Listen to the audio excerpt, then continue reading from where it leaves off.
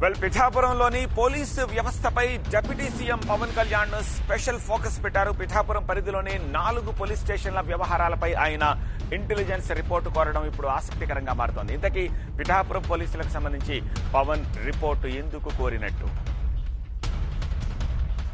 పిఠాపురం అభివృద్ధికి సంబంధించి deputy CM Pawan Kalyan కీలక నిర్ణయం తీసుకున్నారు. పిఠాపురం డెవలప్మెంట్ పై అమరావతిలో అధికారులతో సమీక్ష నిర్వహించిన ఆయన శాంతి భద్రతలు, వేసవిలో నీటి ఎద్దడి నివారణకు తీసుకుంటున్న చర్యలతో పాటు పలు అంశాలపై చర్చించారు. ఈ సందర్భంగా ఇకపై ప్రతి వారం నియోజకవర్గ అభివృద్ధిపై రివ్యూ చేయాలని పవన్ కళ్యాణ్ డిసైడ్ అయ్యారు. అదే సమయంలో సొంత ఇలాకాలో శాంతి భద్రతల అంశంపైన ప్రత్యేకంగా ఆరా తీసిన పవన్ పిఠాపురం పోలీసుల వ్యవహారాలపై పత్రికల్లో వచ్చిన కథనాలను ప్రస్తావించారు. పిఠాపురానికి సంబంధించి తన దృష్టికి వచ్చిన కొన్ని అంశాలను ఆయనే పేషి అధికారులకు వివరించి వాటిని వెంటనే జిల్లా పోలీసు యంత్రాంగానికి తెలియజేయాలని సూచించారు. దాంతో పాటు పిఠాపురం సెగ్మెంట్ లోని 4 పోలీస్ స్టేషన్లోని పరిస్థితులపై ఇంటెలిజెన్స్ నివేదిక తీసుకోవాలని అధికారులను పవన్ కళ్యాణ్ ఆదేశించడం ఆసక్తి రేపుతోంది.